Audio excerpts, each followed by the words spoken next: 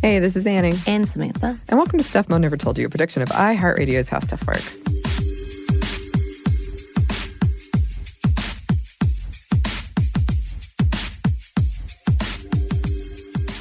Today, we are talking about emotional labor, holiday edition.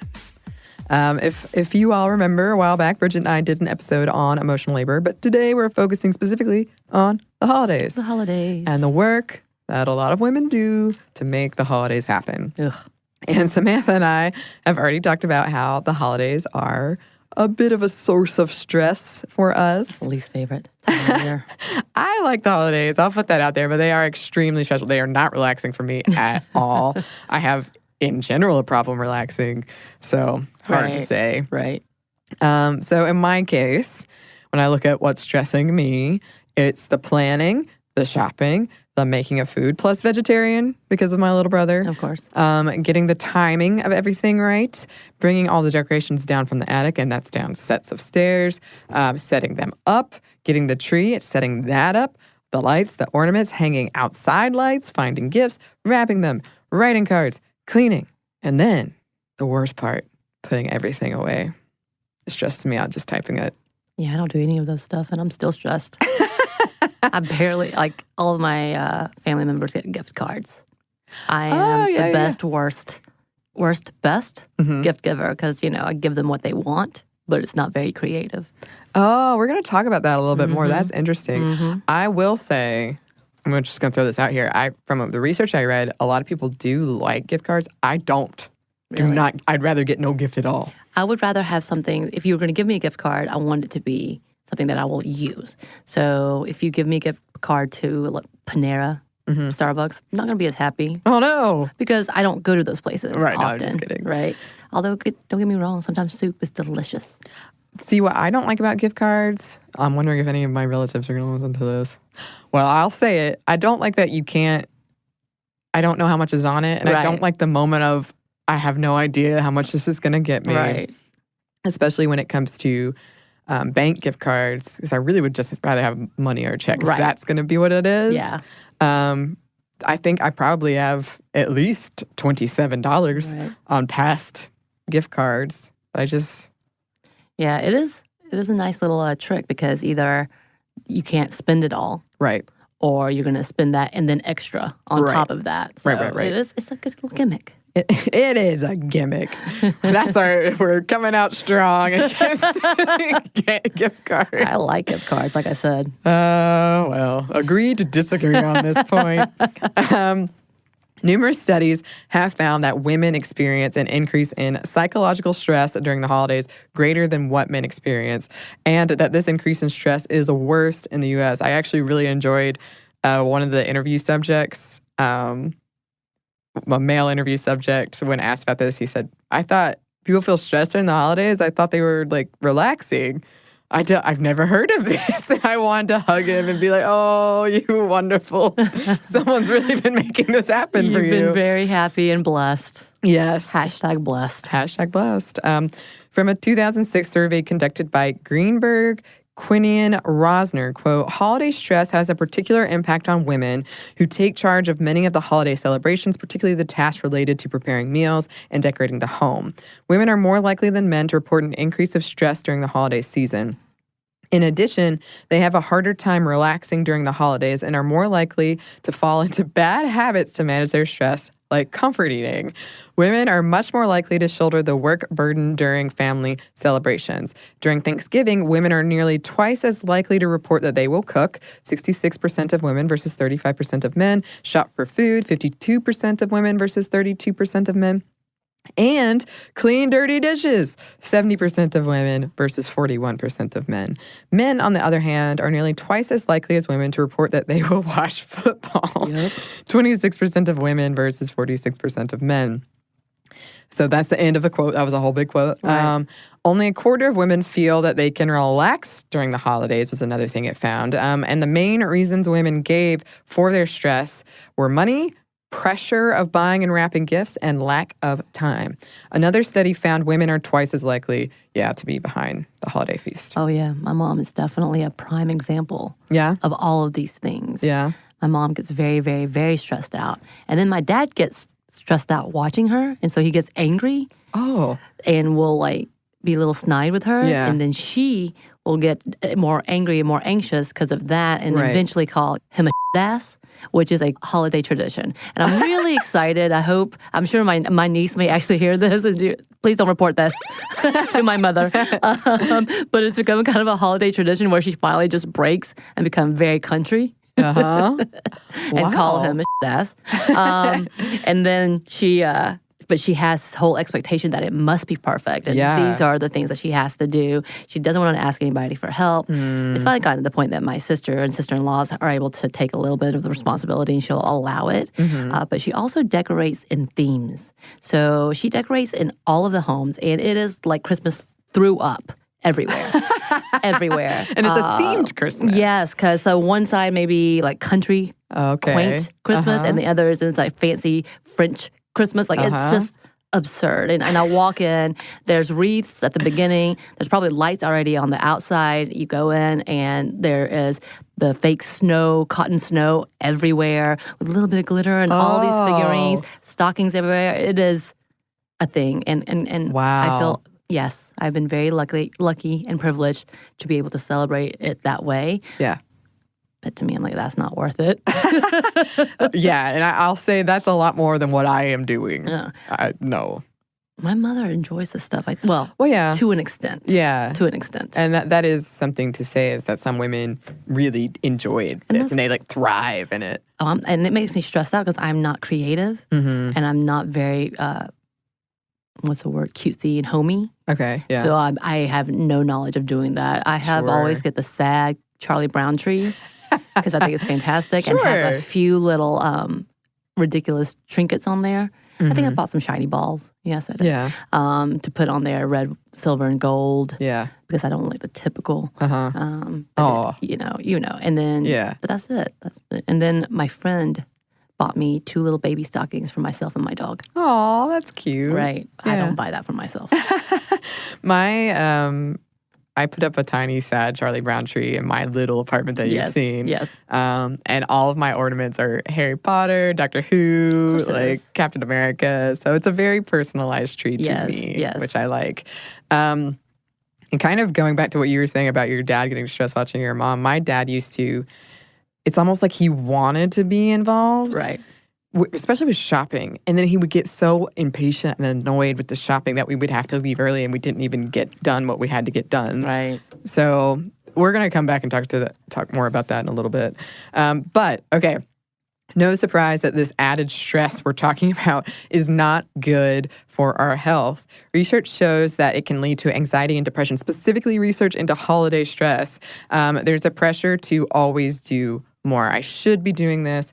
Or that, especially when children are involved, feeling like a failure, like you're not meeting these standards that you're putting on yourself, or that you feel like society is placing on you, is not a good mental state. Not at all. No. All right. So, what are we talking about? What's going on here? Several things, actually. So, a quick recap for me as well, because I wasn't here to do the emotional labor episode. But emotional labor means essentially it's unpaid, usually unnoticed emotional labor we do for those around us to keep them comfortable and happy. And women do the bulk of it, or they do in our pop culture definition. The term emotional labor was originally coined in 1979 by Arlie Russell Hochschild and applied to what the labor workers in the service industry do to ensure a customer's happiness by putting on a happy face, basically. So she argues that we overuse it these days and that we've severely muddled the original definition. But she does agree that there is something happening, and we don't quite have the language to express when we talk about women and emotional labor.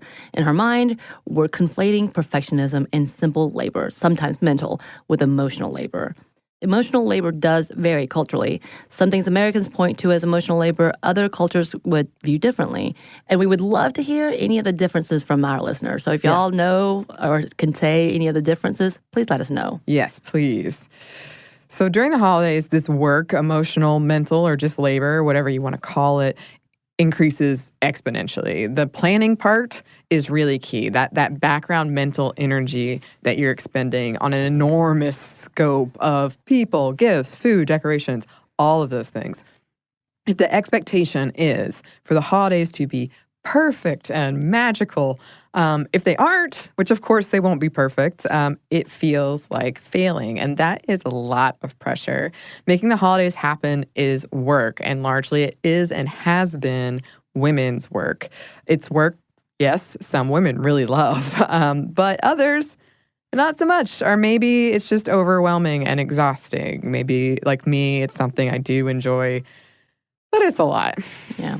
And I don't enjoy it, so I try to avoid it at all costs. Yes. Well, it seems like you've been fairly successful. So congrats. You're not failing, you're succeeding. I'm succeeding and not caring. Yeah, there you go. Historically, women have been responsible for making the holidays happen, going back to the 18th century and probably even earlier. Before women entered the workforce, it was a part of their duties as a housewife. This duty has been solidified through various time periods and by various institutions, cultural movements, and societal constructs like the cult of domesticity, the cultivated image of the perfect housewife and mother, and even religion. Kirk Cameron recently posted a video directed at women in which he said, "Let your children, your family see your joy in the way that you decorate your home this Christmas, in the food that you cook, the songs you sing, the stories you tell, and the traditions you keep."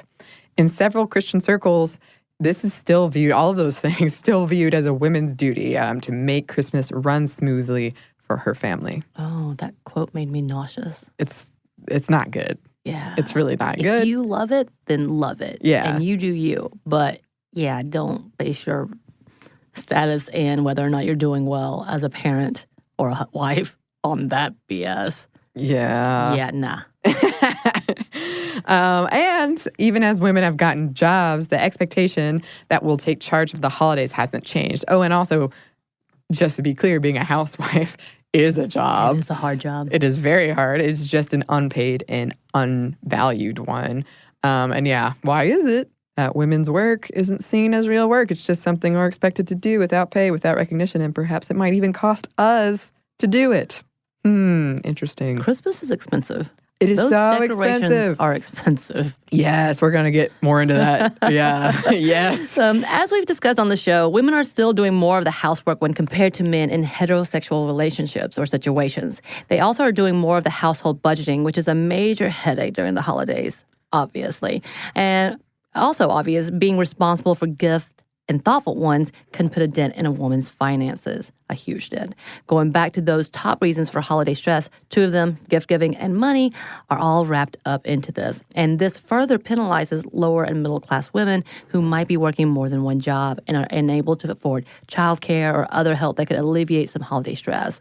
So women spend considerably more time and money when it comes to gifts, more out of buying for a wider network of people than a one-on-one comparison. Yeah. So to kind of explain that a bit more, we did want to focus on gift giving for a second because that is such a huge part of holiday stress.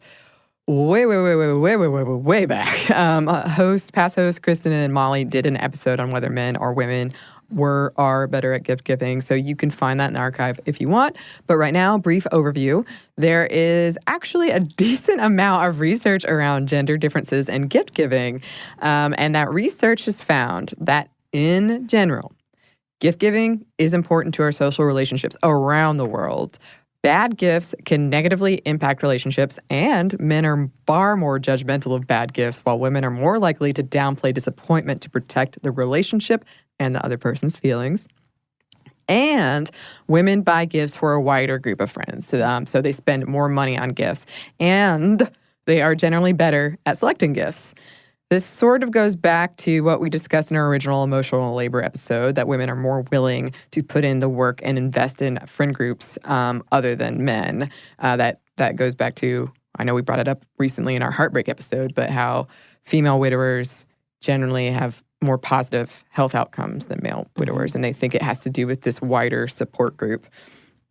The research suggests that it has to do with this better gift giving, has to do with interpersonal interest, which is having an interest in other people, and interpersonal reactivity, which is the ability to take on another person's perspective. It could also have to do with reputation, or to create a sense of superiority or indebtedness, or to show off, and or this expectation that we put on women that we keep talking about, that you have to be good at these things. Yep. Yeah. The research has also found women are both more likely to give and to receive, and that men with more egalitarian views and gay men were more likely to be more involved in gift giving. One study found that male-to-male gifts only accounted for 4% of gift giving. It also found that in a lot of male gift giving, the gift is actually picked out and sometimes purchased and wrapped by the woman in the context of heterosexual relationships. That makes my heart hurt. If that's how you like it to be, great. Why no presents, bro? My mom definitely did this. And the letter always says, like, in her handwriting to Susan from Michael, like... I do have a tradition where my father sends me Valentine's Day candy and has for years. And he is so proud of the fact that he has picked out the candy for me, the specific whatever, handpicked. And made sure to tell me, I picked this out for you, so I know that it wasn't my mother. Right. Yet another study into gift giving found women view gift giving as a responsibility, an obligation to be checked off of a list that they sometimes enjoy and sometimes don't, whereas men see it as a chance to get something for someone else that brings them, as in the men, pleasure. A lot of these studies were conducted in Western societies, though, so again, would love to hear from listeners from elsewhere. From a study called The Perfect Present, Gift Giving and Gender Norms, among gifters, women rule. They not only spend more time on gifts and give gifts to more people, but they also invest more of their ideas, of themselves, and the relationships in the process. This is part of what makes women the single largest consumer group worldwide. If we align these findings with poverty statistics, we can extrapolate that gender expectations and social pressures around gifting stress women both economically and psychically. Poverty rates are higher among women, and more than half of all children living in poverty are cared for primarily by their mothers.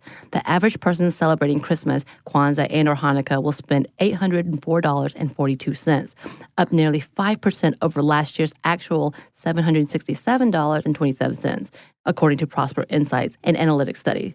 We could also bring into the conversation gender toys and the impact that it has on reinforcing gender constructs. And you can listen to our action figure episode for more on that. Yes.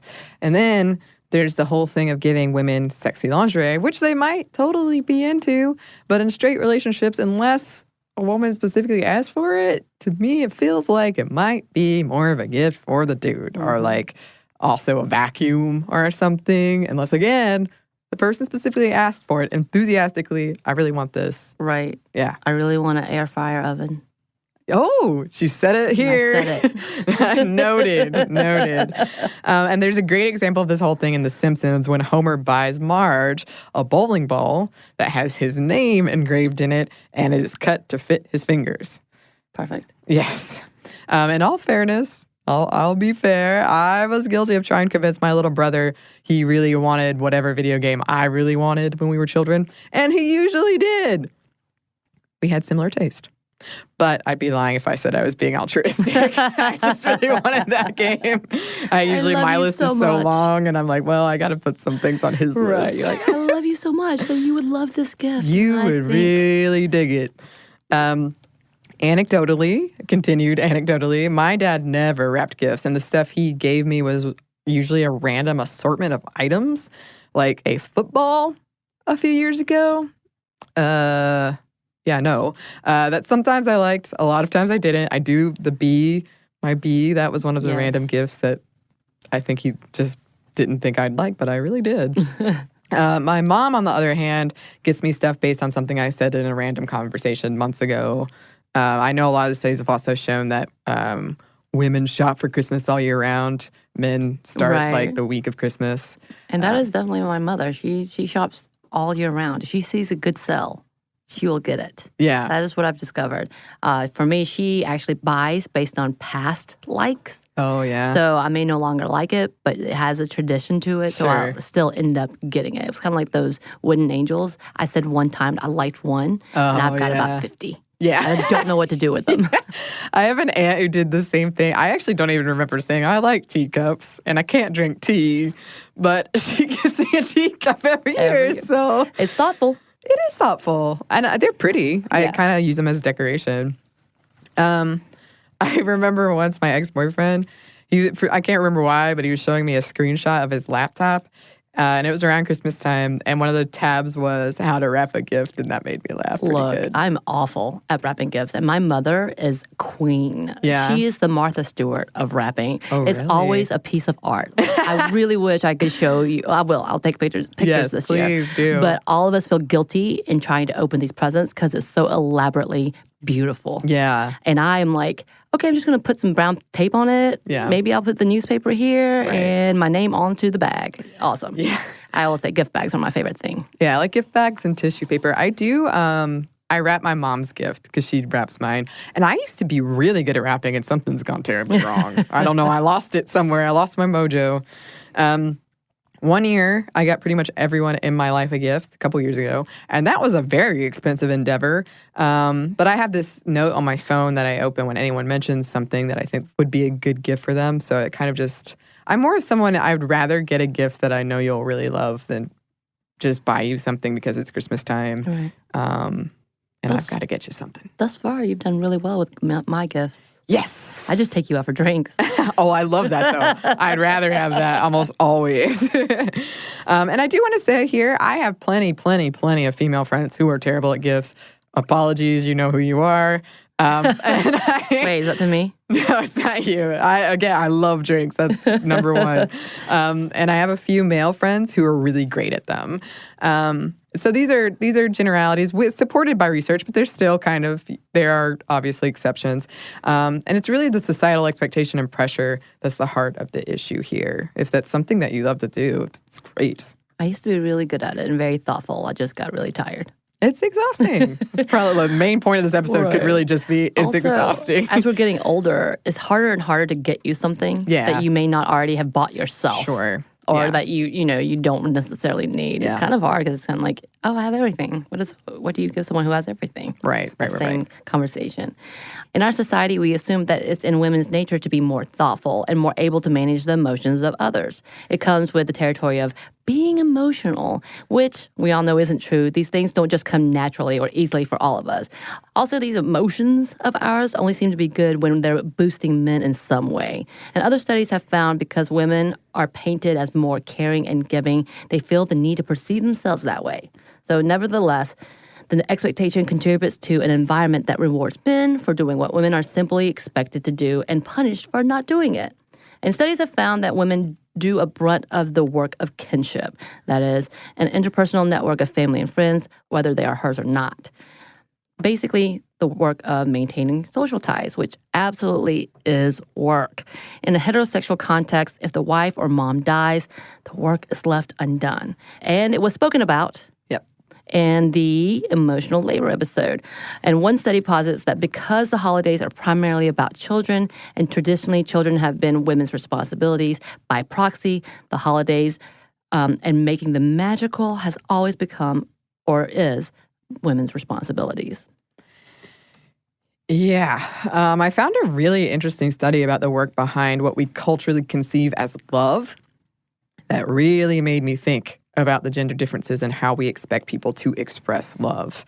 For women, I would argue that this planning of the holidays has gotten twisted up with how we demonstrate our love and at the same time our value. Like, look at how much I'm contributing. And I'm not saying it's wrong if that's how someone truly wants to show their love, but the obligation to do so or else be judged as not loving or caring, that's a problem.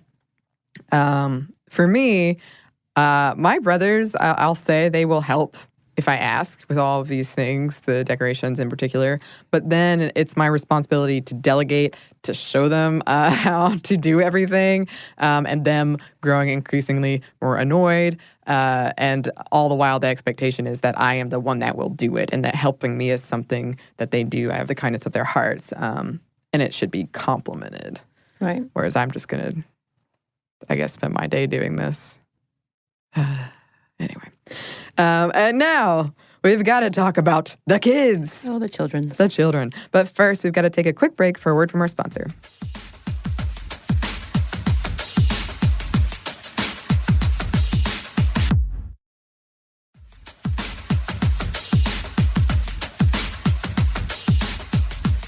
And we're back. Thank you, sponsor. Okay, so I'm a single lady. Are you? Yeah. And I've got enough stress. Thank you very much. And Samantha and I have talked about the single lady stress of being asked by all your family members why you're single around the holidays. But I have plenty of female friends who have children, and they have things on their plate that I don't when it comes to the holidays. A lot of very stressful things. Right. So many things. Yes. Taking pictures for holiday cards, also expensive, and sending those out, booking the photographer, finding outfits, choosing the best photo, handwriting messages and addresses, taking the kids to see Santa, baking cookies for a holiday function at school, tipping the post worker, contacting everyone and wishing them happy holidays on both sides of the family if a significant other is involved. This is one of my biggest pet peeves. I do not like that. Again, if you like it, good for you. But why am I suddenly having to contact your mom and tell her happy holidays? Anyway, that's my problem. Getting gifts for the kids, hiding those gifts, making Christmas magical. That might involve, one year my parents did they got on the roof and it was a whole thing. And I mean, it really did. It made it magical. But my gosh, it must have been so much work. A new one, moving the elf on the shelf. Constantly. And smiling through all of that. That is a lot of work and, again, exhausting. Sure, one of the biggest things when you're looking at arguments around emotional labor, what we have sort of pop culturally been calling emotional labor, just don't do those things then. And if you don't, you could not do them. But it would come at the cost of disappointment of loved ones, maybe voice disappointment. Right, as well as probably judgment from some. Judgment, and in the case of a kid, it's sad. Yeah. I'm sad. Yeah. It's expected that women will consider the feelings of others, so not doing so is seen as a failure. And with kids involved, this expectation, reinforced by an enormous library of holiday movies and women's magazines, is all the higher. Right. And obviously, Kirk Cameron's little comment that was recently made. And I think it is fair to say, I know in my friend groups, the men or the partners and spouses have absolutely, it's 50-50 for them, and they will do a lot of it as well now. Yeah. But as we see, still not the cultural norm, and it should be. Right. Absolutely. In my family, I was just thinking of the little things my mom did that made it magical that I probably didn't appreciate how much work and planning went into them. One of my favorites was we make gingerbread cookies every year, which requires at least one day to let the dough chill in the fridge. And a lot of cleaning afterwards, a very messy cookie to make. She also used to make the gingerbread man or woman. One of them would run away and would leave clues around the house as to its whereabouts. She did this for the first time when I was 14, and I loved it. Wow. Like, I immediately fell in love with the whole thing. That's really elaborate. Yeah, it was so fun. She knows I'm really competitive. Like I've said in previous episodes, she still hides Easter eggs for me. Yes. But because I loved it so much, it became a thing she did every year. And she confided me once I became older that she found it really stressful. Because eventually, like, you run out of clue ideas. Right. Like, where else is it going to go? Right. So things like that, they really do involve a lot more than perhaps we recognize. Right. She also used to get out her fanciest dishes, but over the years, to make the holidays less stressful, we don't do that anymore. All right. My family has changed holiday meals a lot, and it's become, rather than the full feast. Yeah. Sometimes it becomes sandwiches. Oh, yeah? Because my mom's like, I'm not doing it this year. That's fair, Mom. That's fair. Sometimes she will do a lasagna, so like an Italian throwback. Which nobody in my family's Italian, by the way.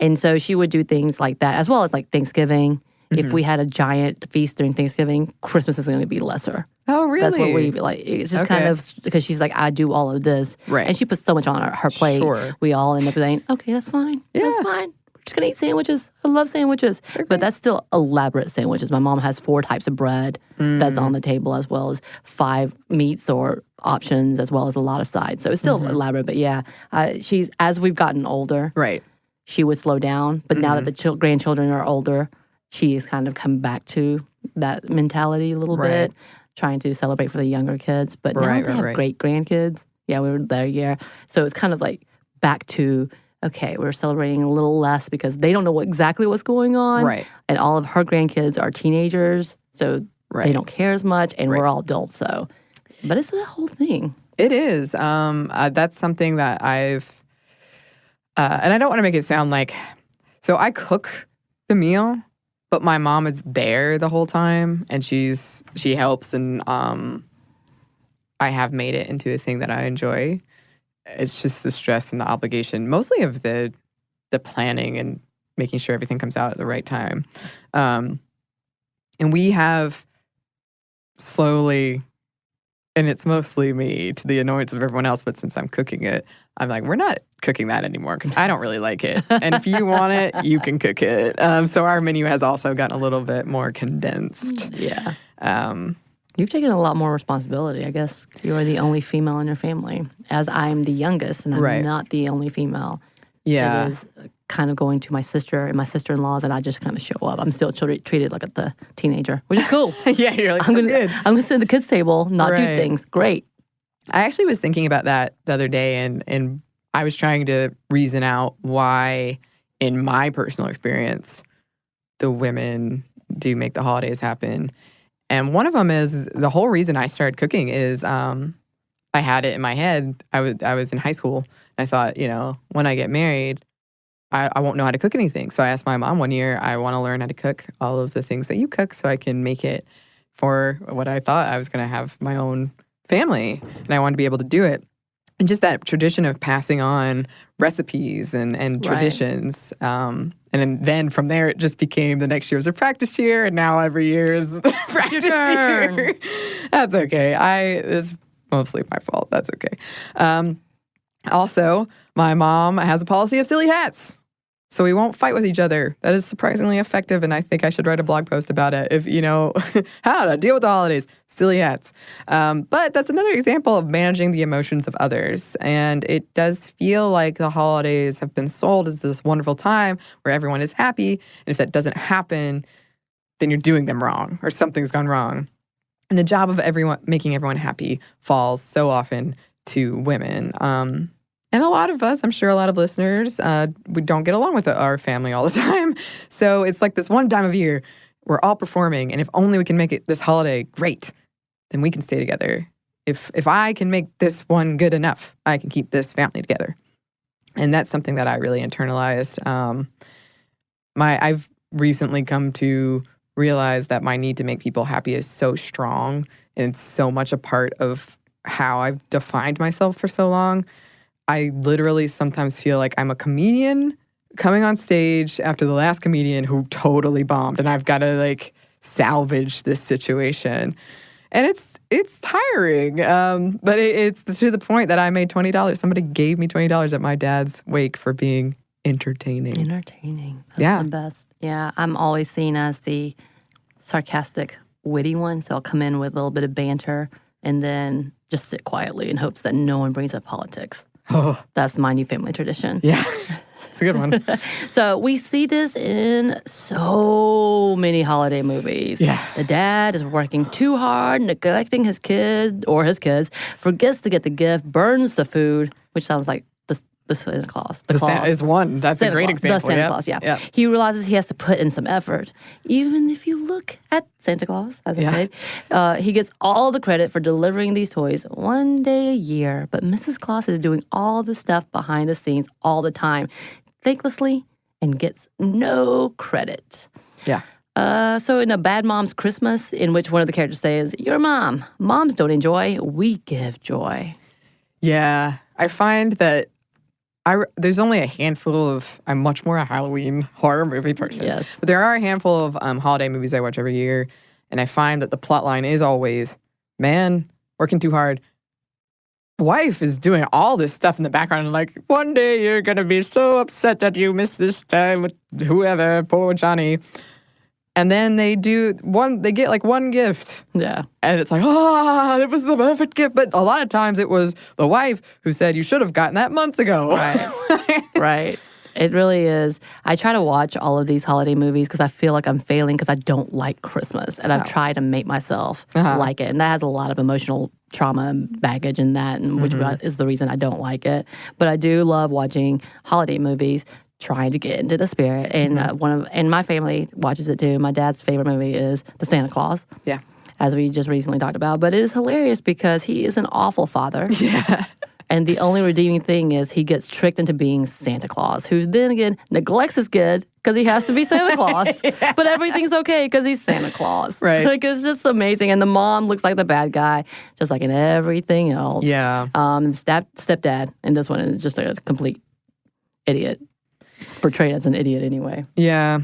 I also like that movie, but it is funny how it reminds me of, there's this list called the Iceman list. And it's about how if you rewatch a lot of movies from the 80s, the bad guy is actually probably right. Right. And the mom in that movie, I feel, if you had an ex who all of a sudden gained all this weight and looked a certain way and was saying, well, the son is saying the Santa Claus, I would have some concerns. I'd be like, I think that's legitimate. He's not mentally stable. And this is how he's trying to win my child over. Oh, boy. Now we're going on a different road. Be on the lookout for the Santa Claus, the feminist movie Friday. Another thing I wanted to bring up is magazines, because I've noticed around this time magazines filled with recipes and life hacks to make it look like pulling off the holidays is so easy. So it's supposed to look effortless. And I've also found so many advice pieces and articles researching for this episode about how to fit in all the holiday things that you need to fit in on top of a full-time job with children in the mix and make it look easy. And that's part of the equation too here. Not only are we putting in all of this hard work, we're acting like it's not hard work. We're hiding it away. And I feel like this is something as women we're conditioned to not complain, to be graceful under pressure. Right. Otherwise, you'll be the bad type of emotional. Right. You need to show that you have it all. And that means you've gotten all of your holiday decor in its perfect place. Yeah, so many movies also about that, about putting up usually I find in movies men do that part there, but putting up the lights and competing with your neighbors. Right. So everything we're talking about in this episode is not just confined to the home. It can even ripple out to work and things like planning an office party or a secret Santa exchange, or for those in the retail or service industry, dealing with stressed out shoppers or diners or what have you. Right. Women in general place really high expectations on themselves. We know this, combined with the fact that for a lot of us, we grew up watching our grandmothers and our mothers doing this holiday labor, and we feel the need to fill that role, which is what you seem to be doing, Anney, and I refuse to do. All of this can be exacerbated by things like seasonal affective disorder, anxiety, or depression. And as I said, a lot of my own background is that I have a lot of trauma attached to this time of year. So I'm like, this is the worst holiday of the year, and I hate everything. But I'm trying to get it together and become an adult. You're an adult. And being like, I can handle Christmas. I can like it. My mother, God bless her, she has tried for years, because I've never really liked it. And she's tried for years, from guilting me to trying to make everything perfect for me to get me to like this holiday because she loves it so much. And of course, they're very religious, and that has a whole different perspective for them as well. But yeah, I think for me, this type of year, I want to ignore it. And I couldn't imagine what that would be like as a mother. Sure. That terrifies me. I'm like, I'm going to fail as a mother if I ever did become one, because I don't enjoy these holidays. But I've been told, as a single person, if you had kids, you would like this holiday more. You would understand. I can see how it's both extremely stressful but can be extremely rewarding to make a child feel that type of joy. I know there's, with my siblings who are divorced, competition in who can give the most to the kids. Oh, sure. Or make them the happiest. Yeah. I read about that as well. It's fun. That's one word for it. We do have some advice. We try to end on advice usually. But first, we have one more quick break for a word from our sponsor.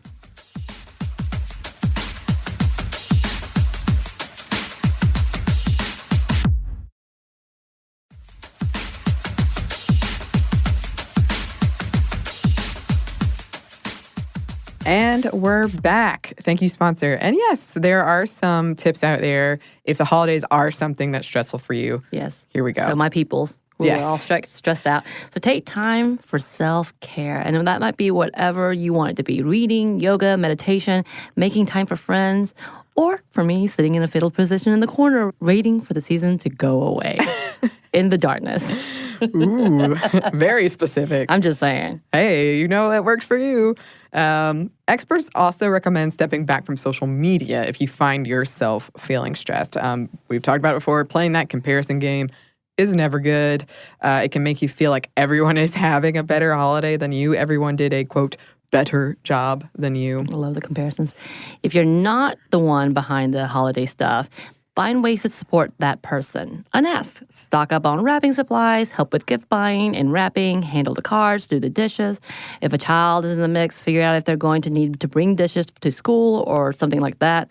Coordinate with the extended family. And of course, notice and express your gratitude. Yep. I mean, it is Christmas. 'Tis the season. Tis the season for that stuff. Yes.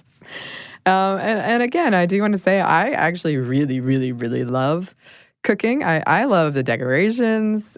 I honestly think if I didn't do it one year, my brothers would not care. They wouldn't care at all, except about the food. But like the decorations, it's not their thing. But I really like it. But I don't like that expectation that I'm the one that will do it. Planning this big meal with everybody's favorite thing. Although again, I have started to cut back on that. Yeah, and some things have prep days before, and also I work, and they don't give us the day before Thanksgiving off. Getting all the ingredients, setting the table, it is a lot. But I have turned it into a time that I get to spend with my mom, and we listen to music, and we drink wine, and we talk. And I like it. It's one of my favorite things. I think that's my favorite thing about the holidays, spending that time with my mom. It still sucks that if one year I decided I really didn't want to do it, it wouldn't happen. Or either my mom would do it and then I'd feel guilty about it. But my notorious hatred of doing the dishes has led to me not doing them anymore. My brother and his fiance do them. So it honestly is a huge relief. I hate doing the dishes. Is he doing it because his fiance suggested it? I don't know. I have no way of knowing without asking. But I mean, he knows how much I hate doing the dishes because we got in a huge fight about it one year. So I'm glad that that's gone away. And yeah, until we start recognizing and valuing the work women do, this is going to be a thing. Right. And for those who have recognized that this is what women do and have taken up part of the responsibility, good job. Yeah. Proud of you. Yeah. But proud of you women that were doing it all. Right. And yeah, speak up. Mm-hmm. Encourage others. Be an example. Right. Yeah. And we would love to hear LGBTQ plus stories as well, because a lot of this was specifically heterosexual situations. So, yeah. Love to know how it plays out in different types of relationships. But that brings us to the end of this, our emotional labor holiday edition episode. Happy holidays. Yeah, happy holidays. Hopefully they're not stressful, they're enjoyable, and more than a frickin' fourth of you can relax. That blew my mind. It makes sense, Yes. but wow. If you want to hide, you can hide with me.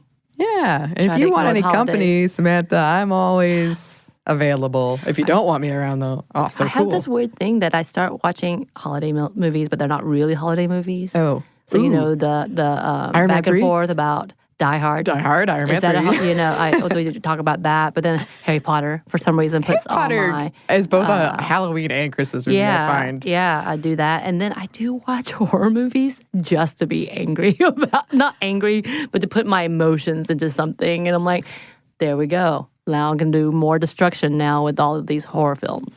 There are a lot of Christmas horror movies. I'm just going to put that out there. I haven't watched any, I don't think. I might be on a panel about that actually coming up. Of course you Somebody are. asked me, like, do you have any examples? 20 examples. Okay, I think you might be good for this. All right. Anyway, did want to read some listener mail to close up. Everett wrote, I was really excited to see the episode about farming in your podcast feed. I love the show, by the way. Oh, thank you. I was excited because that's what I do. I'm still in school, but for a few weeks in the summer and on Saturdays in the academic year, I work with the Food Project. We're based out of Massachusetts in the North Shore and Greater Boston. We do a lot of work related to the stuff you talked about, food justice and social justice, plus a youth component. A big part to me is how we bring people from across these communities and ensure we have a diverse group. Every summer, we hire 36 new high school-aged people in both our regions. For 6 weeks, they work together on our farms. They could be from a homogenous, sheltered community or a more urban one where gardening isn't common or any other background. And we meet people that we wouldn't otherwise, since the system doesn't tend to make communication between these places very easy. I love the Food Project, and I love the people. I consider it like family. We educate communities and the youth in our programs, and there's lots of opportunities for leadership by youth. We build raised bed gardens in urban communities that don't have a lot of access to fresh food, as well as distributing food at hunger relief organizations or through our farmers market. We've done work with state programs to make farmers markets more affordable, too. I could genuinely keep talking for 3 hours, so I'll leave a link to our website if you're interested, and that link is thefoodproject.org. That sounds like you're doing amazing work. Yeah, that's amazing. Yeah, food justice is something that's really important to me. Right. So this sounds really cool, and we appreciate you sharing it. Ruth wrote, I just listened to your Female Monster show, and I thought of a couple of characters who are tangentially related to the topic. Neither are truly monsters, but they fit the parameters of a couple of the topics mentioned. The first is a character whose name escapes me, but she was played by Isabella Rossellini in the movie Death Becomes Her. I've been thinking about this movie for so long because I was like, why haven't we mentioned it? And then I thought back, I was like, there are a lot of problems. Oh, I haven't seen it. Within that movie. And I think it's satire. It is satire as well. But this whole becoming young, staying beautiful, staying thin. Mm-hmm. Like it's very problematic. Mm-hmm. And of course, it makes the male character the hero. Sure. Mm-hmm. Of all of the whole thing kind of makes them look at bad guys. But it is a really good movie. Yeah, and a lot of the monsters we mentioned, their ultimate goal was youth and beauty. And that's why they did the monstrous things they did. That is a perfect example. Yeah, I'll have to check it out. You haven't seen it? No. Oh, my. Oh, my. Okay, anyway, Ruth continues about that. She is the character who gives two women, played by Goldie Hawn and Meryl Streep, the power of immortality and eternal youth, at a great price, of course. While not strictly speaking a monster, she plays on the fears of becoming old and ugly and losing their beauty. She gives them an, quote, elixir to drink, and things do not work out as they expect, I imagine. There was an unexpected moral in the story, but the evil, beautiful witch remains. The second is more mundane, but it makes me stop and think about the naming of the character. In the TV show Cheers, the most terrifying thing of all. No, just kidding. Frasier's wife is named Lilith. She is considered cold and calculating. She is a psychiatrist and very good at scaring the crap out of all of Frasier's friends. She's very pale, with very dark hair, played by the amazing Bebe Neuwirth. She's not a true villain, but she is portrayed in that light. Because she is different from other women, because she wants things her way, and because she's still beautiful, is the naming of the character symbolic? I don't know, but it gives me pause to think about a couple of characters I had otherwise passed by. Oh, also, there was a book written by an author named George MacDonald called Lilith, which was a novel about this evil woman from the biblical story. She's quite a monster in that one.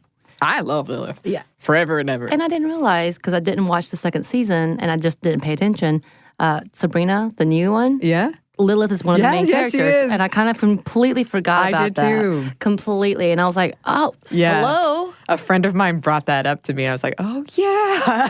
I completely, because I hadn't watched it in so long from the first season. And then I never watched the second. And I just recently took it back up. And I was like, oh yeah. She's Lilith. Yeah. I have got to say, I'm loving all of these horror and please keep sending in suggestions. I was going to say, we're going to talk about this until next Halloween. I love it. I would absolutely do. I would. And I always love a good recommendation for something to check out. Right. So please keep sending those our way. Right. Just so you know, because we did have the conversation about cuffing. We've had a couple of texts talking to us about cuffing and other podcasts talking about it, as well as we got a mention when they were showing us a whole list of the seasons. Yeah. And it shows fall as cuffing season. This is what this is. It was really cute. I'll have to repost it, but I liked it a lot. While we're here, we want to do some shout outs.